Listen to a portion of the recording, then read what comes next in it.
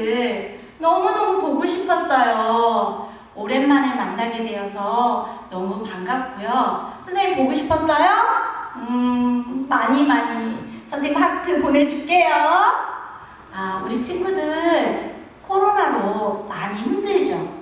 많이 움츠렸어요. 그런데 이 시간에는 움츠리지 말고 하나님께 마음문을 활짝 열고 찬양 드리도록 할게요. 우리 첫 번째로는 내 안에 부어주소서 찬양할 거예요. 우리 내 안에 부어주소서 박수 치면서 찬양하도록 하겠습니다.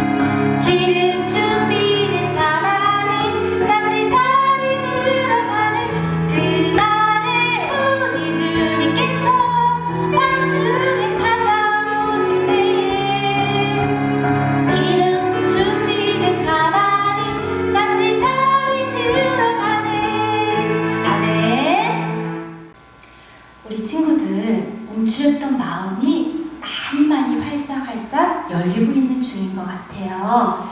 이 시간 나는 예배자입니다. 예배를 준비하는 마음으로 찬양하도록 하겠습니다.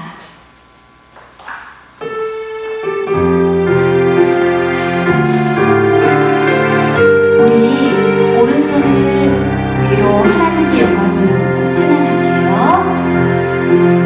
나는 하나님을 예배하는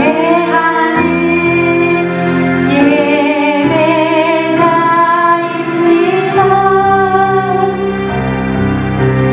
내가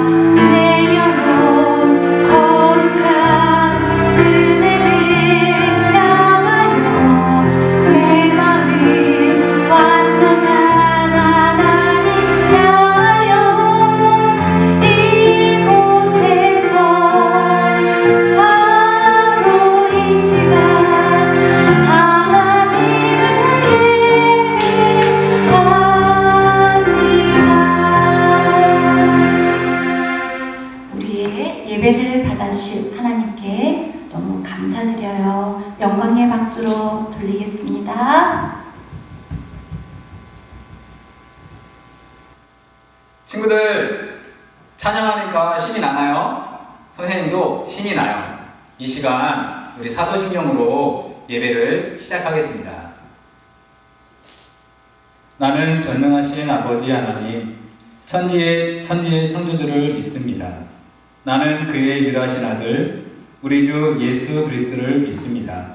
그는 성령으로 잉태되어 동정녀 마리아에게서 나시고 본디오 빌라도에게 고난을 받아 십자가에 못 박혀 죽으시고 장사된 지 사흘 만에 죽은 자 가운데서 다시 살아나셨으며 하늘에 오르시어 전능하신 아버지 하나님 우편에 앉아 계시다가 거기로부터 살아있는 자와 죽은 자를 심판하러 오십니다.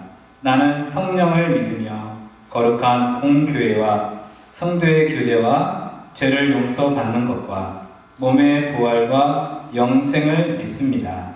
아멘. 이 시간 우리를 위해서 정재용 목사님께서 기도해 주시겠습니다. 함께 기도드리겠습니다. 사랑하는 하나님 아버지, 코로나 상황 속에서도 우리 친구들과 함께 이렇게 예배드릴 수 있게 해주셔서 너무나 감사드립니다. 하나님, 이 코로나 상황 때문에 우리 아이들의 마음과 믿음이 움츠러들었을 수도 있을 것 같습니다. 오늘 이 예배를 통해서 움츠러든 우리 친구들의 마음과 믿음이 활짝 열려질 수 있도록 은혜를 베풀어 주시옵소서. 오늘 예배의 모든 순서를 주님께 부탁드리며 거룩하신 예수님의 이름으로 기도드립니다. 아멘. 이 시간 마태복음 14장 31절, 마태복음 14장 31절 말씀을 다 같이 읽겠습니다. 예수께서 즉시 손을 내밀어 그를 붙잡으시니 이르시되 믿음이 작은 자여 왜 의심하느냐 하시고. 아멘. 할렐루야. 사랑하는 삼천교 유년부 친구들 잘 지내셨나요? 네, 우리 정말 오랜만에 얼굴 보고 예배드리는 것 같아요. 그동안에 목사님과 선생님들 각자의 사정이 있어서 영상을 찍어서 못 올렸어요. 정말 미안하고, 자, 이제 앞으로는 우리 선생님들과 열심히 영상을 찍어서 올릴 테니까 우리 친구들도 힘내서 함께 으쌰으쌰 힘내서 예배 잘 드렸으면 좋겠습니다. 그래요. 자, 오늘 하나님 말씀 함께 나누고 싶습니다. 오늘 말씀 제목은요, 의심하면 안 돼요 라는 제목이에요. 자, 우리 친구들 목사님이랑 같이 제목 한번 큰 목소리로 읽어볼까요? 의심하면 안 돼요. 네, 감사합니다. 자, 오늘 말씀을 한번 시작해 보는데, 여러분 혹시 코끼리의 몸무게가 몇 킬로인지 아는 친구 있나요? 100kg? 500kg? 1000kg? 여러분 1000kg보다 더 많이 나가요. 무려 5톤에서 7톤까지 나간대요. 정말 어마어마하죠. 여러분 5톤에서 7톤이면 여러분들이 그 차 앞길에서 이렇게 보는 덤프 트럭만큼이나 무겁다는 거예요.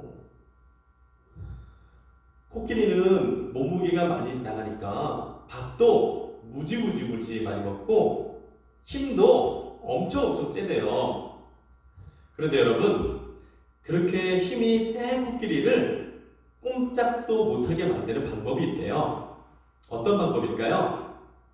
그 방법은 코끼리가 이렇게 조그만하게 어릴 때부터 발목에 쇠사슬을 묶어두는 방법이래요. 어린 코끼리의 발목에 쇠사슬을 이렇게 묶어두면 코끼리가 어른이 돼서 힘이 이렇게 세져도 절대로 그 쇠사슬을 풀고 도망가지를 않는데요. 왜 그럴까요? 아니, 힘센 코끼리는 쇠사슬도 가볍게 풀어버릴 수 있을 텐데, 그 이유는요, 코끼리를 어린 시절부터 묶어 놓았기 때문에 코끼리 스스로가 나는 힘이 너무 약해. 그래서 절대로 쇠사슬을 끊을 수가 없어라고 스스로 믿어버리고 자신이 가진 힘을 의심하기 때문이래요. 여러분, 이 코끼리의 이야기가 우리들에게 알려주는 그것이 무엇일까요? 그것은 무엇을 믿느냐가 너무나도 중요하다는 거예요. 코끼리같이 잘못된 믿음을 가지고 있으면 평생을 쇠사슬에 매여 불행한 삶을 살아갈 수밖에 없어요. 그리고 또 한 가지, 의심하면 안 된다는 거예요. 코끼리에게는 쇠사슬을 가볍게 풀 수 있는 큰 힘이 있었지만 계속해서 자신의 힘을 의심하고 살았기 때문에 쇠사슬을 풀 생각조차도 못했던 것이라고 하네요. 자, 여러분, 우리 삶도 마찬가지입니다. 우리도 의심이 습관이 되면 올바른 믿음을 가질 수가 없어요. 올바른 믿음을 갖지 못하고 의심 가운데 살아가면요, 그 의심은 우리를 항상 두렵게 하고 우리를 실패하게 만든답니다. 오늘 주신 성경 말씀은 물 위를 걸으시는 예수님의 기적 이야기예요. 여러분, 물 위를 걷는 사람 혹시 만나본 적 있나요? 없죠? 왜 없을까요? 사람이 물 위를 걷는다는 건 있을 수가 없는 일이기 때문이죠. 불가능한 일이기 때문에 없는 거예요. 사람이 물 위를 걷는다는 건 기적과도 같은 일이에요. 목사님도 오늘 주시는 이 말씀이 너무너무 신기해서 수영장에 가서 사람이 물 위를 걸을 수 있는지 없는지 실험을 해본 적이 있어요. 여러분, 목사님이 물 위를 걷는 것을 성공했을까요? 실패했을까요? 당연히 실패했죠. 목사님이 몸무게가 너무 많이 나가서 그랬는지 계속 물속에 들어가 봤지만 물속에 꼬르르르 가라앉고 말았답니다. 그렇다면 예수님께서는 어떻게 물 위를 걸으실 수 있었을까요? 예수님께서 물 위를 걸으실 수 있었던 이유는 예수님은 하나님이셨기 때문이에요. 예수님께서는 우리와 똑같이 인간의 몸을 입고 오셨지만 동시에 놀라운 능력을 가지신 하나님이셨답니다. 그래서 물 위를 걷는 놀라운 일도 행하실 수 있으셨던 것이죠. 놀라운 능력을 가지신 하나님께, 예수님께 물 위를 걷는 건 어려운 일이 아니었어요. 자, 그럼 예수님께서 물 위를 걸으셨다는 것은 이제 우리가 이해가 되죠. 왜요? 예수님은 하나님이시니까 당연히 그 정도는 쉽게 하실 수 있는 거예요. 그런데 더 놀라운 일이 벌어졌어요. 어떤 일일까요? 그 일은 예수님이 아닌, 하나님이 아닌 사람이 목사님처럼 수영장에 들어가서 실험을 하면 물속에 꼬르르 가라앉는 그런 사람이 예수님처럼 물 위를 걸었다는 거예요. 여러분, 믿어지나요? 근데 오늘 말씀에서는 물 위를 걸었다고 이야기하고 있어요. 누가 물 위를 걸었을까요? 그 사람은 바로 오늘 말씀 속에 등장하고 있는 베드로라는 아저씨예요. 이 베드로라는 사람은 예수님의 제자였답니다. 예수님의 제자 베드로는 물속에서도 자유롭게 걸어다니시는 예수님의 모습을 보면서 예수님께 이야기했어요. 선생님, 저도 물 위를 걷고 싶습니다. 저도 물 위를 걸을 수 있게 해주세요. 예수님께서 제자 베드로를 보시면서 말씀해 주셨어요. 오라. 길게도 얘기 안 하시고 오라. 딱 두 글자만 얘기하셨어요. 베드로는 놀랍게도 오라. 예수님께서 두 글자밖에 이야기하지 않으셨는데 그 말씀을 듣자마자 바닷속에 발을 내딛기 시작했어요. 그런데 이게 웬일이에요? 베드로가 바다에 발을 내딛었는데도 불구하고 가라앉지를 않는 거예요. 베드로가 너무너무 신기했어요. 그리고 볼을 이렇게 꼬집어 보면서 이게 꿈이야, 현실이야 하며 또 한 발자국을 내디뎠어요. 그런데 또 가라앉지 않는 거예요. 베드로 아저씨는 너무너무 신이 났어요. 그리고 예수님을 바라보면서 이야기했어요. 예수님, 제가 곧 그리로 가겠습니다. 조금만 기다리세요. 하면서 신나게 바다 위를 걸어다녔어요. 그런데 갑자기 엄청나게 큰 바람이 불더니 큰 파도가 몰아치기 시작하는 거예요. 파도가 얼마나 컸던지 베드로가 타고 있던 배도 집어삼킬 것 같았어요. 물 위를 걷고 있던 베드로 아저씨는 너무너무 겁이 났어요. 그래서 속으로 생각했어요. 야, 저 파도에 휩쓸려 바다에 빠지면 나는 깨꼬닥인데 어떡하지? 큰일 났다. 아, 괜히 예수님께 물 위를 걷는다고 해서 이거 어떡하냐. 그런데 이게 웬일이에요? 예수님처럼 물 위를 걸어다니던 베드로 아저씨가 그런 마음을 갖자마자 물속에 풍덩 하고 빠지고 만 거예요. 물속에 빠진 베드로 아저씨는 예수님을 보면서 구조 요청을 하기 시작했어요. 예수님, 나 좀 살려주세요. 예수님, 저 수영 못해요. 막 이러면서 저 좀 빨리 구해주세요. 저 물에 빠져 죽을 것 같아요. 그런 베드로의 모습을 보시고 예수님께서는 베드로 아저씨를 구해 주셨답니다. 그리고 베드로 아저씨에게 말씀하셨어요. 믿음이 작은 자여, 왜 의심하였느냐?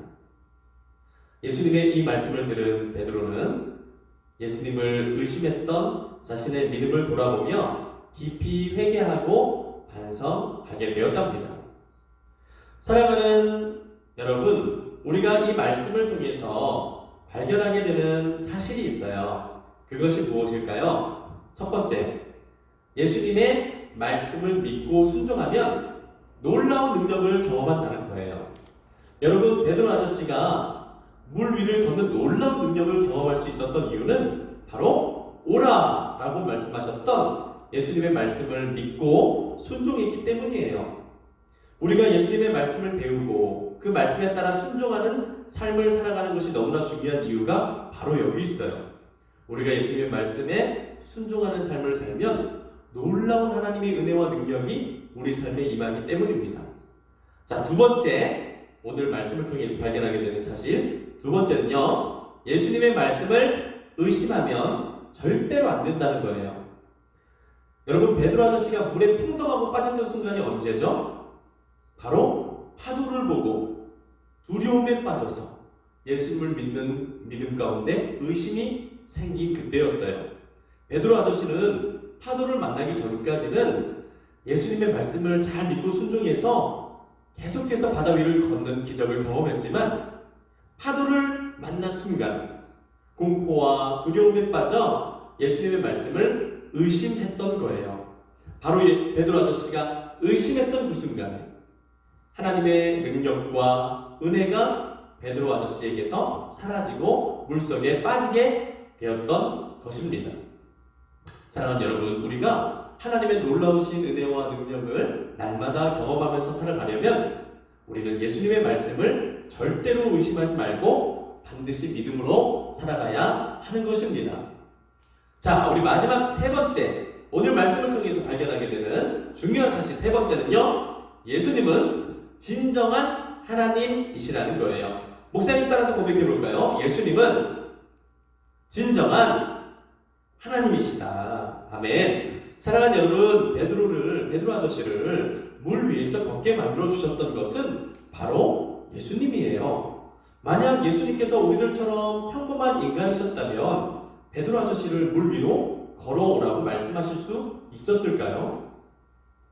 없었을 거예요. 만약 예수님께서 우리들처럼 평범한 사람이셨다면 베드로가 예수님, 나도 물 위를 걷게 해주세요 했을 때, 야, 사람이 어떻게 물 위를 걸어? 그건 불가능한 일이야 라고 이야기하셨을 거예요. 그런데 예수님은 그런 이야기를 하지 않으셨죠. 예수님은 딱 두 글자로만 대답하셨어요. 뭐라고 대답하셨죠? 오라. 예, 여러분, 오라. 이 말이 무슨 말일까요? 내가 허락한다는 거예요.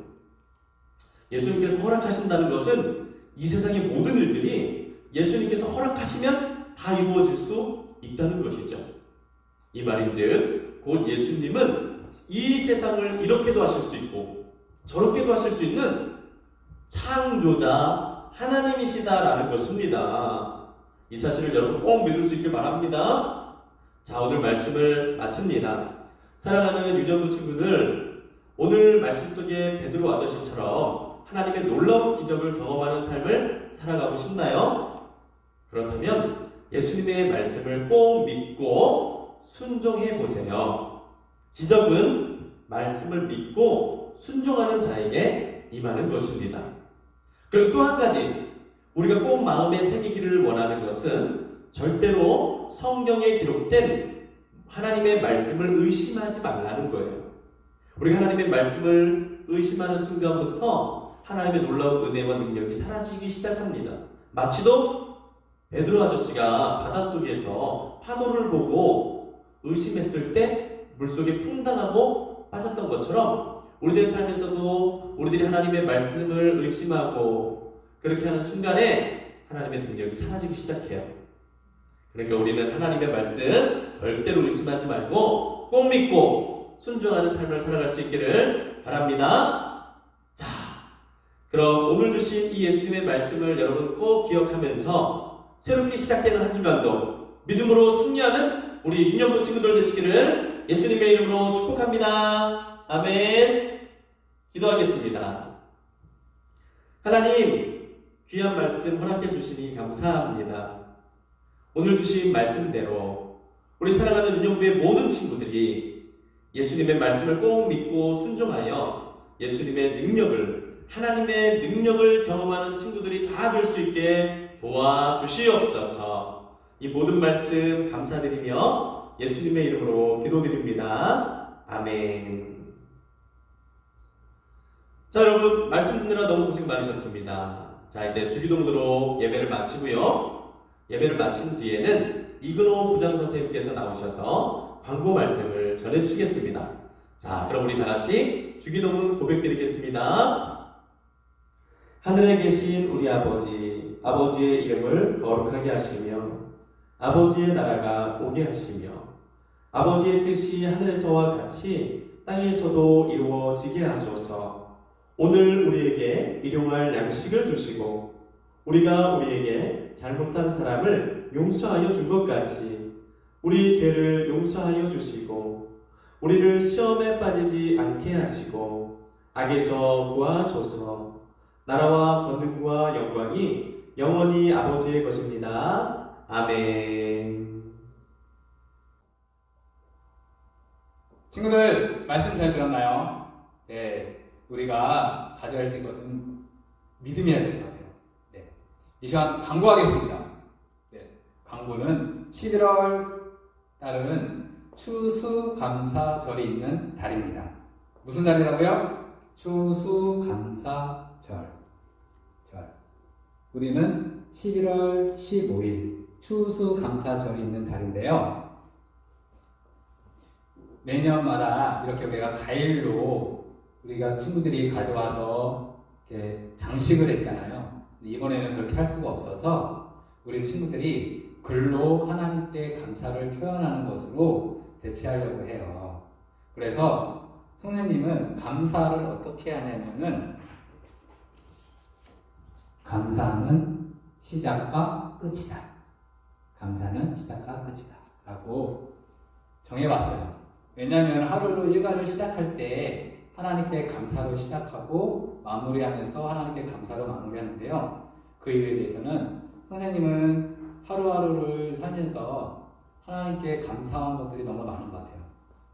다치지도 않고 이렇게 건강하게 할 수도 있는 것 같아서 감사를 하는 것 같습니다. 그래서 우리 친구들도 1년간 있었던 일들을 생각해 봤을 때 하나님께 무엇을 감사했는지 글로 한번 표현했으면 좋겠어요.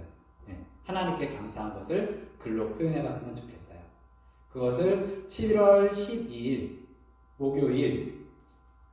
목요일까지 목장 선생님께 동영상을 찍어서 보내주시면 되겠습니다. 그 동영상을 찍은 친구들한테는요, 자그마한 선물이 갈 거예요. 근데 선생님 생각할 때는 클 수도 있을 것 같아요. 네. 그렇다고 작다고 생각하지 마시고 교회에서 준 건 귀하기 때문에 준비해서 목장 선생님들한테 보내주셨으면 좋겠습니다. 아셨죠? 그러면 우리 다음 주에 또 만나요.